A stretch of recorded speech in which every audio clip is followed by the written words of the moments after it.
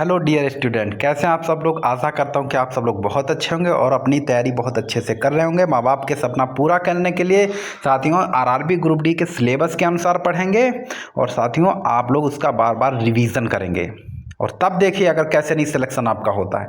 और उसी में सहायता के लिए सरकारी रोजगार आप लोगों के लिए टीसीएस पैटर्न पर आरआरबी के जो है टोटल 2100 प्रश्न लेकर के इसमें जीके और साइंस के प्रश्न होने वाले साथियों, वो भी व्याख्यात्मक रूप में और कुछ क्वेश्चन जो है वन लाइनर रूप में।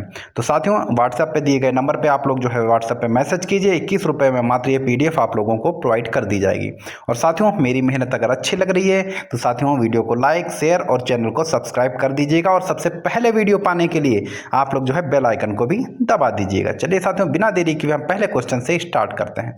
पहला क्वेश्चन क्या कह रहा है कि एवोगाद्रो संख्या का मान क्या होता है। इंपॉर्टेंट प्रश्न है, RRB group D, technician, ALP तीनों में यह पूछा जा चुका प्रश्न है। एवोगाद्रो संख्या का मान क्या होता है। तो एवोगाद्रो संख्या का मान ऑप्शन बी बिल्कुल सही हो जाएगा। 6.022 × 10⁻23 होता है। ऑप्शन बी बिल्कुल सही है। नेक्स्ट क्वेश्चन पे आ जाते हैं। 2 नंबर का प्रश्न है और साथियों आप लोग एक प्यारा सा कमेंट मेरे नाम से भी कर दीजिएगा। मैं तो कहता हूं कि इन क्वेश्चनों के आंसर भी आप लोग कमेंट बॉक्स में दिया कीजिए, उससे जो है दिमाग में सेट हो जाते हैं क्वेश्चन और एग्जाम में भूलते नहीं है। टाइप करने से कुछ नहीं जाता साथियों, मेरा तो नहीं फायदा लेकिन आपका जरूर फायदा होने वाला है। 2 नंबर का प्रश्न है, दूरी मापने की सबसे बड़ी इकाई क्या होती है। जी हाँ, दूरी मापने की सबसे बड़ी इकाई क्या होती है। तो इसका सही जवाब जाएगा ऑप्शन ए के साथ में, वो है पारसेक। दूरी मापने की सबसे बड़ी इकाई वो है पारसेक। नेक्स्ट क्वेश्चन पे आते हैं। 3 नंबर का प्रश्न है, एक प्रकाश वर्ष क्या होता है। जी हाँ, एक प्रकाश वर्ष क्या होता है। तो एक प्रकाश वर्ष क्या होता है ये साथियों आप लोग जो है 5-6 से पढ़ते आ रहे होंगे कक्षा। जी हाँ, तो आप लोग साथ 3 नंबर के क्वेश्चन का आंसर आप लोग कमेंट बॉक्स में देंगे कि एक प्रकाश वर्ष क्या होती है। इसमें से बताइए इसका कौन सा ऑप्शन सही होगा। नेक्स्ट क्वेश्चन पे आते हैं। 4 नंबर का प्रश्न है, 1 लीटर कितना गैलन के बराबर होता है। तो 1 लीटर जो होता है वो 0.2642 के बराबर होता है। जी हाँ, 0.26 लीटर गैलन के बराबर होता है 1 लीटर। नेक्स्ट क्वेश्चन पे आते हैं। 5 नंबर का प्रश्न है, आज के सारे क्वेश्चन साथियों इंपॉर्टेंट होने वाले हैं। ये क्वेश्चन वो है जो प्रीवियस ईयर पढ़ रहे हैं ना, उनको पता होगा ये क्वेश्चन कितने इंपॉर्टेंट हैं। 1 फर्मी में कितना मीटर होता है। तो 1 फर्मी में कितना मीटर होगा, 10 से 15 मीटर जो है ये 1 फर्मी में होता है। नेक्स्ट क्वेश्चन पे आते हैं। 6 नंबर का प्रश्न है, लॉगरिथ के आविष्कारक हैं। जी हाँ, लॉगरिथ के आविष्कारक हैं। तो इसका सही जवाब जाएगा ऑप्शन सी के साथ में, वो है जॉन नेपियर। कौन सा है, जॉन नेपियर जो है वो लॉगरिथ के आविष्कारक हैं। नेक्स्ट क्वेश्चन पे आते हैं। 7 नंबर का प्रश्न है, क्वांटम सिद्धांत के प्रतिपादक हैं। जी हाँ, क्वांटम सिद्धांत के प्रतिपादक हैं। तो इसका सही जवाब है आपका ऑप्शन सी, वो है मैक्स प्लांक। कौन सा है, वो है मैक्स प्लांक। क्वांटम सिद्धांत के प्रतिपादक मैक्स प्लांक हैं। नेक्स्ट क्वेश्चन पे आते हैं। 8 नंबर का प्रश्न है, वायुमंडल की आर्द्रता को मापने वाला यंत्र है। जी हाँ, वायुमंडल की आर्द्रता को मापने वाला यंत्र कौन सा है। तो वो है hygrometer. Most repeated question RRB group D का फेवरेट क्वेश्चन है। नेक्स्ट क्वेश्चन 19 नंबर का, पृथ्वी के उपग्रह का कक्षीय वेग पर निर्भर करता है। जी हाँ, पृथ्वी के उपग्रह का कक्षीय वेग पर निर्भर करता है। तो वो है साथियों पृथ्वी से उपग्रह को दिए गए वेग पर। ऑप्शन सी बिल्कुल सही हो जाता है। नेक्स्ट क्वेश्चन पे आते हैं। 10 नंबर का प्रश्न है, घड़ी की चाबी में संचित ऊर्जा है। जी हाँ, घड़ी की चाबी में संचित ऊर्जा है। तो वो है स्थितिज ऊर्जा। कौन सी है, तो वो है स्थितिज ऊर्जा। नेक्स्ट क्वेश्चन पे आते हैं। 11 नंबर का प्रश्न है, अनुदैर्ध्य तरंग उत्पन्न हो सकती है। जी हाँ, अनुदैर्ध्य तरंग उत्पन्न हो सकती है। तो वो है समी माध्यम में जो है, जितने भी माध्यम है ठोस द्रव गैस, उन सभी माध्यमों में अनुदैर्ध्य तरंग उत्पन्न हो सकती है। नेक्स्ट क्वेश्चन है। 12 नंबर का प्रश्न है, किस माध्यम में अनुप्रस्थ तरंग उत्पन्न नहीं हो सकती है।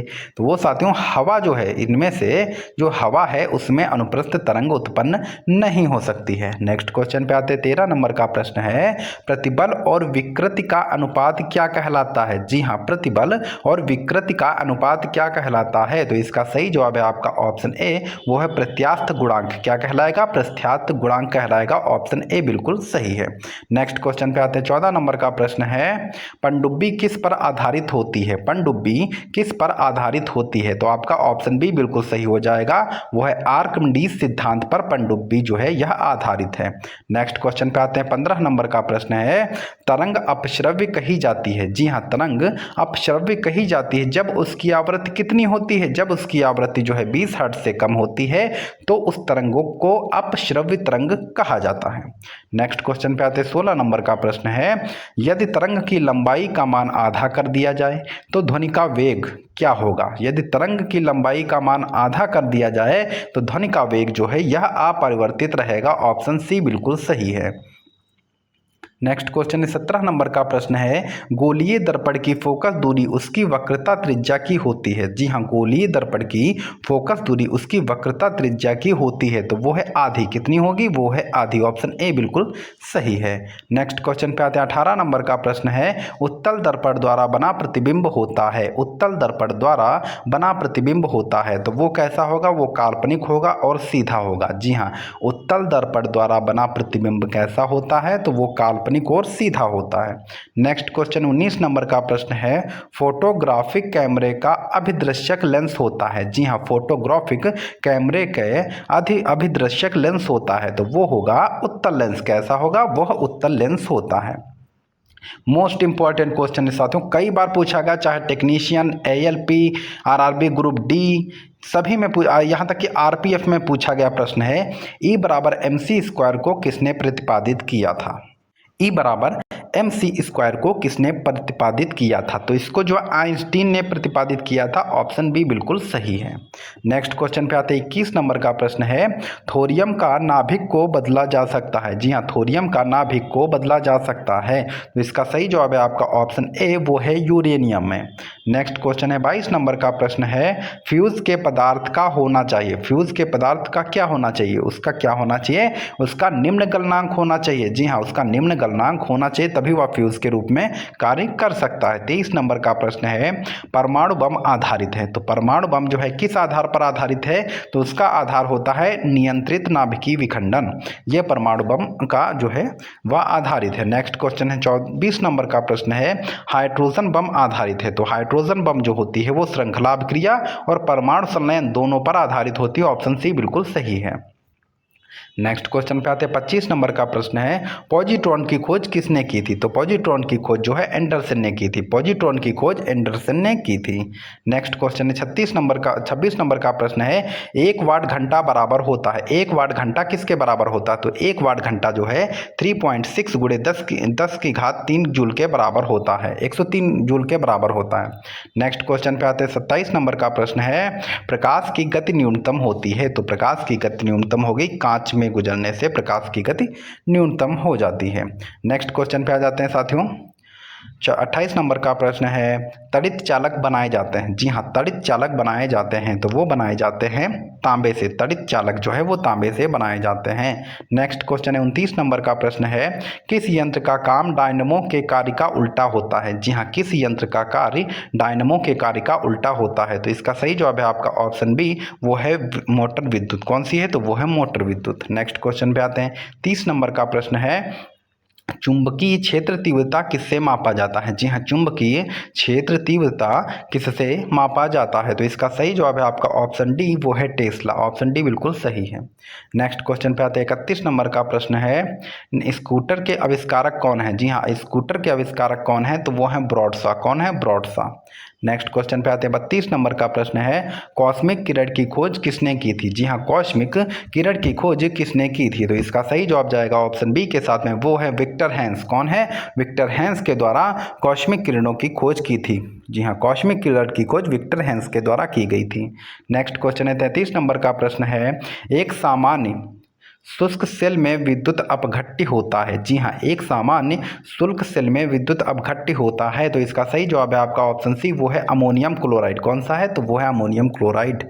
नेक्स्ट क्वेश्चन पे आते हैं 34 नंबर का प्रश्न है, वह यूरेनियम जिसमें निम्न समस्थानिक की समृद्धता होती है। वह यूरेनियम जिसमें निम्न समस्थानिक की समृद्धता होती है। तो इसका सही जवाब है आपका ऑप्शन सी, वो है U-238। क्या है? वो है U-238। नेक्स्ट क्वेश्चन पे आते हैं 35 नंबर का प्रश्न है, ब्रह्मांड में कौन सा तत्व सर्वाधिक मात्रा में पाया जाता है।